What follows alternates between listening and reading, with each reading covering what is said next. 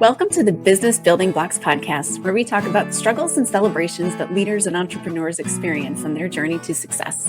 I'm your host, Kristina, and I'm passionate about helping you achieve massive amounts of success at work and at home. We'll talk about all things people and organizational wellness, share relatable stories, and feature insightful guests because quality people and processes are at the heart of every success story. Ready to learn, grow, and have fun? Let's dive in.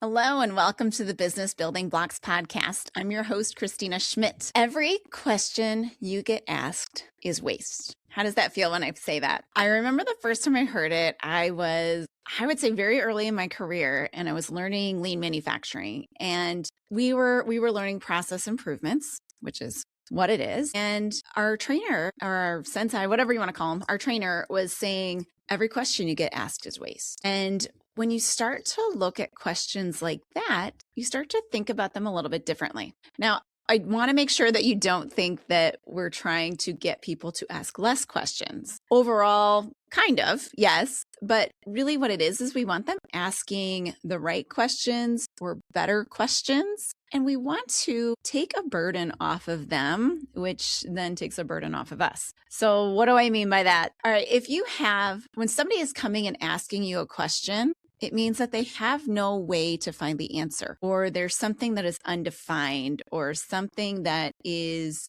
dependent on you thinking about something and brainstorming a solution, or someone else thinking about something or brainstorming a solution. Either way, there's a need there. And that's what these questions are highlighting. And usually it comes down to one of two things. So first of all, it's either a system needs to be put in place. So something that should be A, then B, then C, needs an answer of what, if I see A, what is B, then what is C, et cetera, et cetera. So a system, something to follow, a flow chart, something to take the decision away. It could be as simple as just setting an expectation or even delegating authority about something. But either way, there is a system involved, because even when we delegate authority, we want to make sure that the person is answering it in the way that we want it to be answered, which then requires them to understand our values, requires them to understand how questions should be answered for our business or our team. And so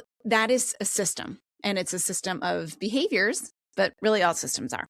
So we'll get more into that in a minute. The second thing that it could scream is that there is a development need. So let's talk about these two things and answer the questions as to, why we don't do these things, or why we don't utilize this beauty of these questions we're being asked to put solutions in place, and then how we can do it. So let's first talk about systems. So when we talk about systems, what I hear a lot from clients, it's usually a handful of things. I'm going to give you the top four of what I hear. But first of all, especially in like problem solving places or creative design, the first one is that they don't want to take the creativity away from the team, because it's like, well, we want them to be creative. So if I give them a system, they won't be creative. Yes and no. So let me get through the rest of them.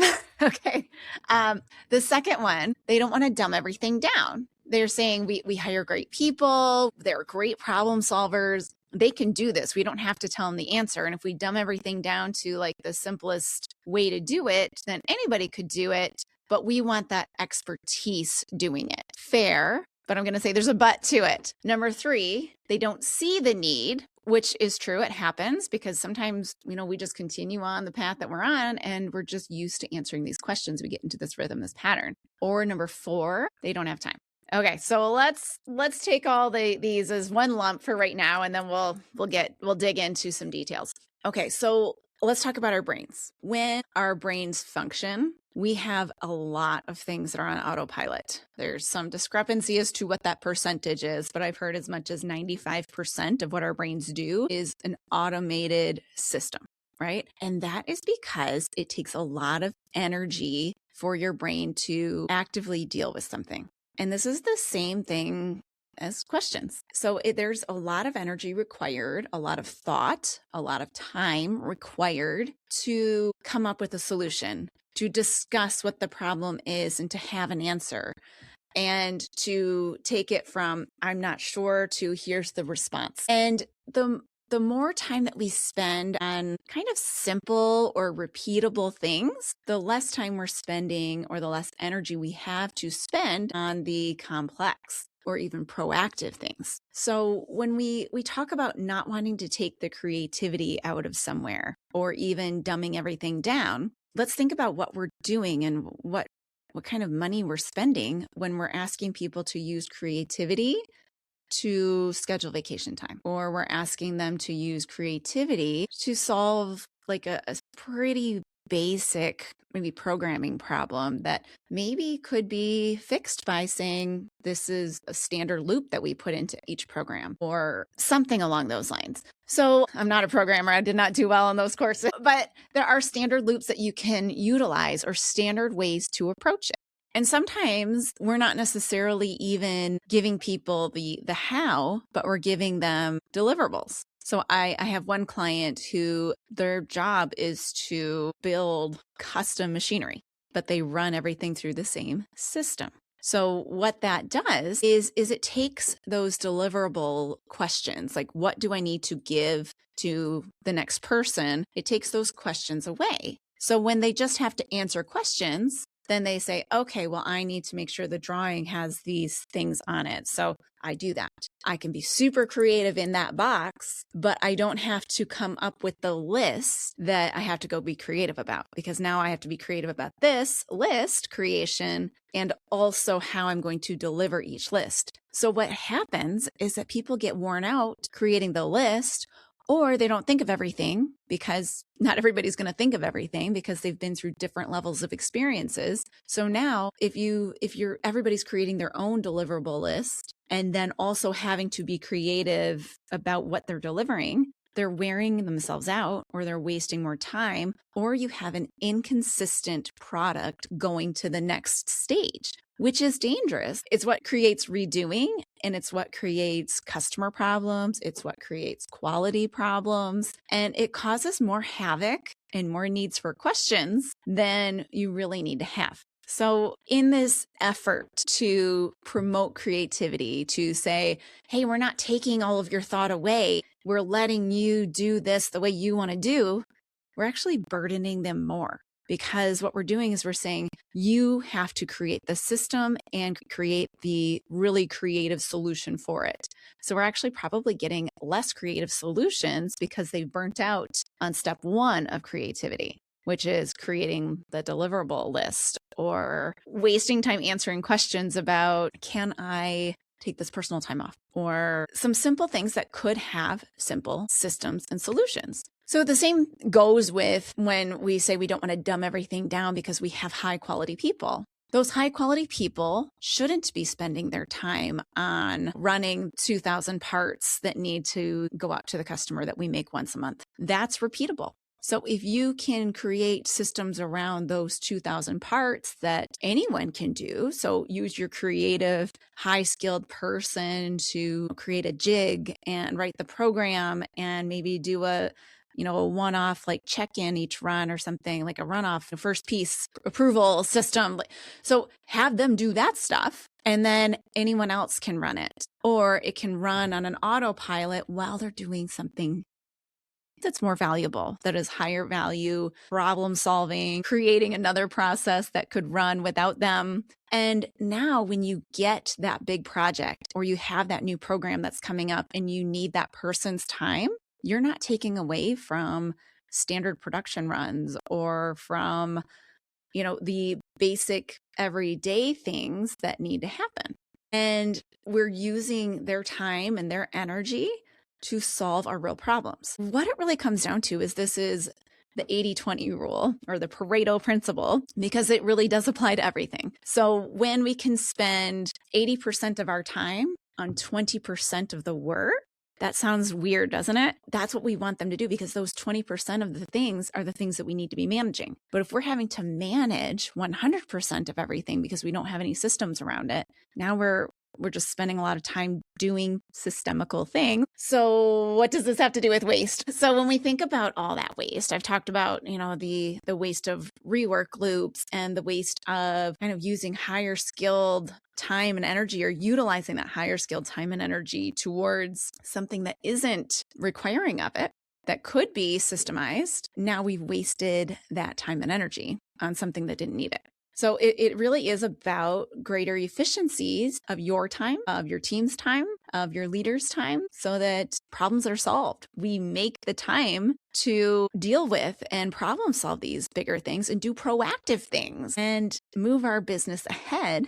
And that's how we get better than our competition, right? So this gives less interruptions of your time because these questions aren't being asked anymore, less meetings to talk through something, or maybe more efficient meetings because you're not reinventing the wheel every single time, and less emails, less people saying, oh, do you have a minute?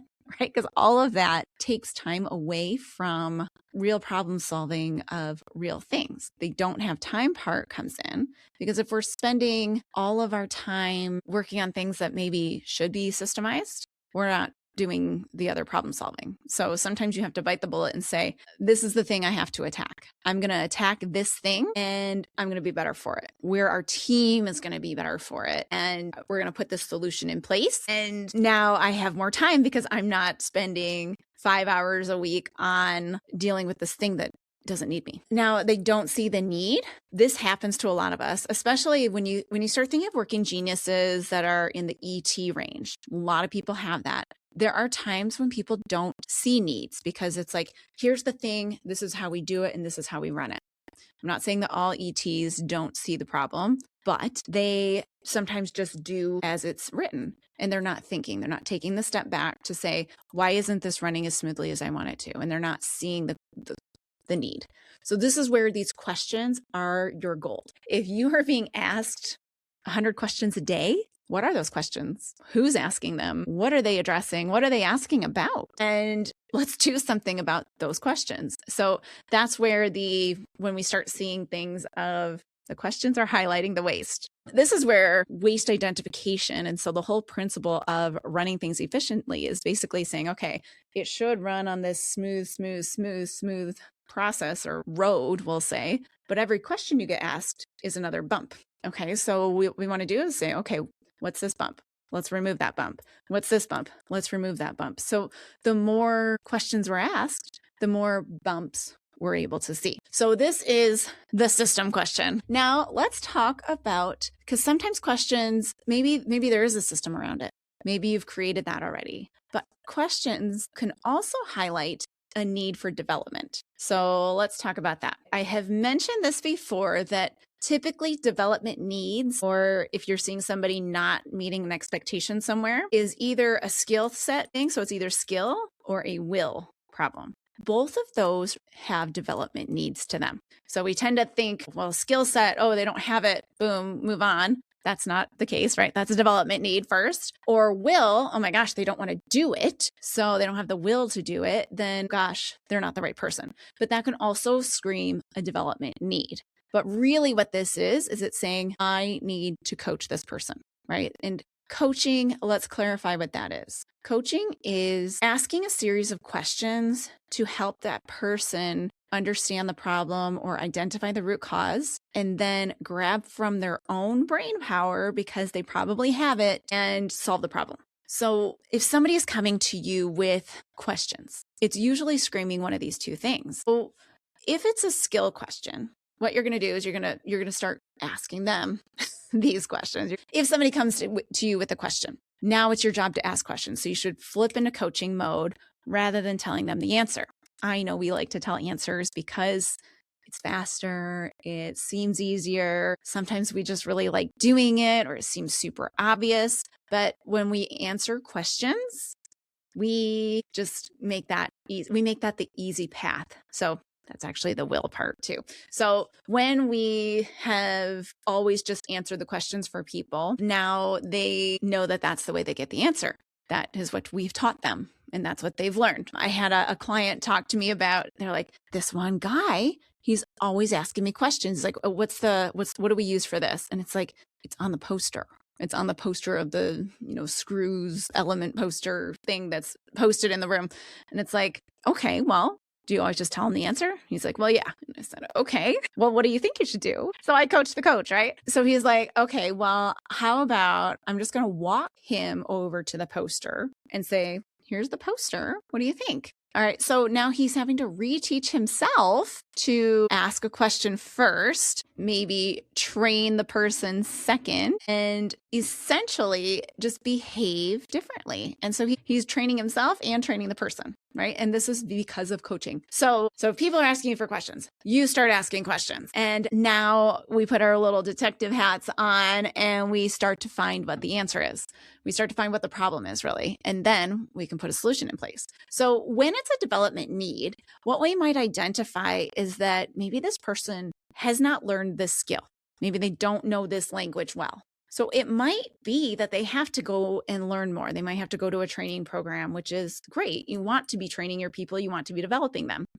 It may mean that, maybe they've learned this kind of base level, but they haven't learned how to connect the dots at a somewhat higher level. So think about, like, at least for me, I know high school was they would teach us A and then we would get tested on A. Then they would teach us B, we'd get tested on B. So it was more regurgitation, right? But as you got into higher levels and when I got into college, it was like they would teach me A, and then from learning A, I was expected to then extrapolate B, C, D, and E. So then we would be tested on B, C, D, and E. So in the workplace, this is what our expectations are, particularly if you're in technical fields or you're moving up in higher levels. We teach them A, or they've learned A before they've come to us, and now we need them to problem solve with B, C, D, and E. So they might not be there yet, or maybe they've done it with B and C, but they need help with D, E, and F. So we have to help them think. And so it's not necessarily a skill problem, but it's okay. Let's get them thinking differently. Let's get them asking themselves these questions. So we get people asking themselves questions by asking them questions. And this then leans into the third potential around the skill is that they might just not have the experience. Like maybe they learned something, but they've never used something. And anybody who's probably listening to this or likes to listen to me, we learn by doing. So you can know something, but unless you do something, you don't know it, or you haven't really learned it. So they might just need more exposure to it. So when we're doing that, we might have to do it with them first, because this is a learning process here. We do it with them. And so maybe we're doing it and they're watching. The next, we do it as we're watching them do it. So we're more the guide, not the doer anymore, but we're guiding them through. Then we move into they're doing it and we're checking in, and then they can take it on their own. So it's not just I showed you this once sort of process. It's let's get some real experience. And maybe that's not with you. Maybe that's with a partner or a peer or with a lead or with a supervisor, but you're guiding them through that learning process to give them the experience that they need. So that's the skill development portion. Next, we're going to look at will. Okay. This is the one that scares people because it's like, if people don't want to do it, oh my gosh. So let's go back to one of the first things that I said is that if we have trained them, that we'll give them the answer every time, then what is their motivation to go find the answer themselves or to think and, waste their brain power on coming up with the answer? They'd rather use their feet, right, to go ask you the question or even send you a text or a instant message of sorts that says, hey, what's that answer I was looking for again? And then you're, of course, going to tell them because it's easier for you to tell them than to ask them a series of 5 questions to get them to the answer. In theory, except if they ask you this 5 times a day or even once a day, now you've, spent a week doing their job for them. Or you could save a week's worth of time if you could just ask them the questions the one time.